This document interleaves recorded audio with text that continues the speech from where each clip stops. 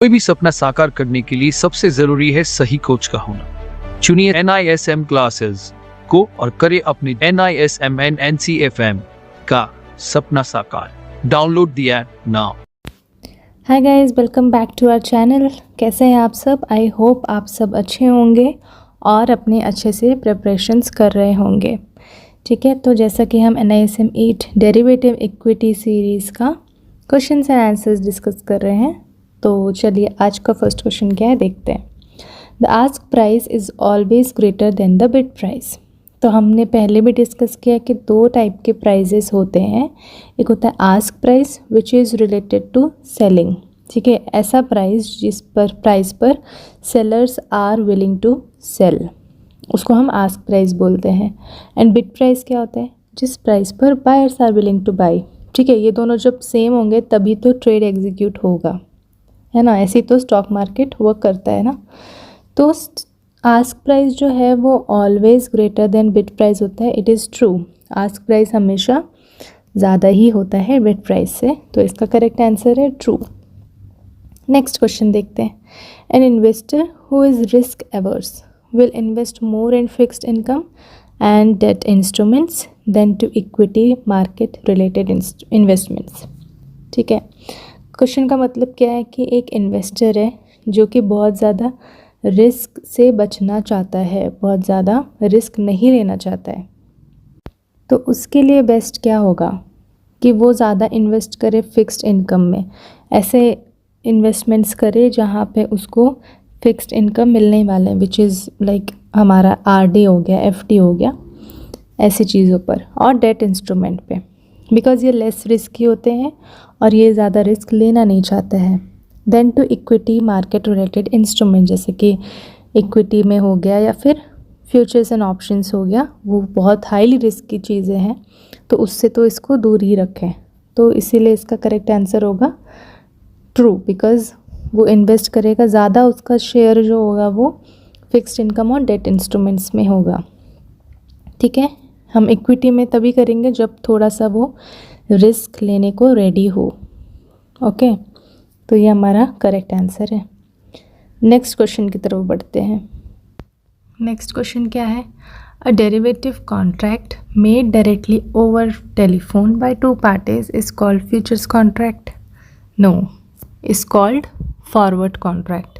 जहाँ पे दो पार्टीज मिल के डिसाइड कर रही है, ओवर द टेलीफोन है या ओवर द काउंटर जैसे भी है, वो मिलके डिसाइड कर रही है, तो वो फॉरवर्ड कॉन्ट्रैक्ट में होता है, फ्यूचर्स कॉन्ट्रैक्ट में नहीं होता है। फ्यूचर्स कॉन्ट्रैक्ट में स्टॉक मार्केट इंक्लूड होता है, तो वो बीच में ही होता है और दोनों पार्टीज जानते भी नहीं एक दूसरे को, तो इसीलिए इसका करेक्ट आंसर है false.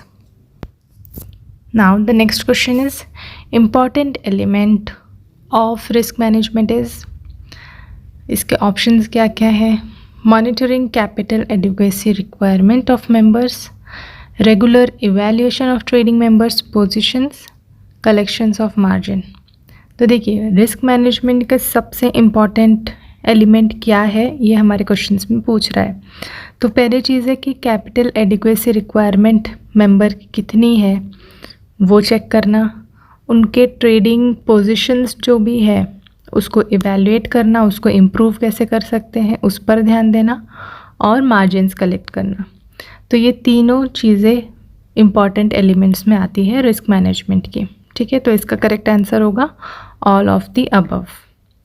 Next question, you have bought a futures contract and the price drops, you will make a profit or loss, give information is incomplete to arrive at conclusion. हाँ, ऐसे भी ऑप्शंस होते हैं कि तुमको confuse कर देते हैं वो, कि ये इनकम्प्लीट इन्फॉर्मेशन है, इससे हम आंसर नहीं दे सकते हैं।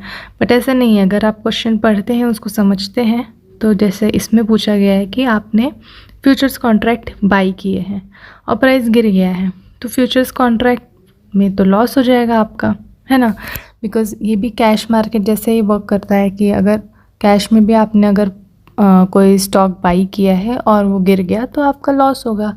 तो फ्यूचर्स में भी सेम थिंग, यही अगर सेल किया होता और प्राइस ड्रॉप होता तो उस केस में आपका प्रॉफिट हो रहा होता। ठीक है, तो इसका करेक्ट आंसर है make a loss. Now the last question is stock price is same as in the near month futures contract, same as exercise price of an option, same as strike price of an option, the price of underlying in the spot market. तो इसमें से correct answer क्या होगा? Stock price जो होता है वो क्या होता है? जो भी अंडरलाइंग का प्राइस है स्पॉट मार्केट में, ठीक है, जो भी अंडरलाइंग का प्राइस है, बिकॉज डेरिवेटिव क्या होता है, डिराइव करती है अपनी वैल्यू फ्रॉम अ अंडरलाइंग, तो उसका जो भी प्राइस है उसको ही हम स्टॉक प्राइस बोलते हैं. तो इसका करेक्ट आंसर हो जाएगा last option, which is the price of underlying in the spot market. ठीक है, तो ये आज के हमारे क्वेश्चंस थे. आई होप क्लियर होंगे, कॉन्सेप्ट्स भी क्लियर होंगे. ऐसे ही और वीडियोस हम लेकर आने वाले हैं बहुत सारे, जो आपको बहुत हेल्पफुल होगा. हम अच्छे अच्छे क्वेश्चंस आपके लिए निकालते हैं जिससे कि आपको कॉन्सेप्ट्स भी एक्सप्लेन कर पाए और आपको बेटर अंडरस्टैंडिंग मिले. If you like this video, please smash the like button, subscribe the channel and share with your friends and relatives who are preparing for NISM exam.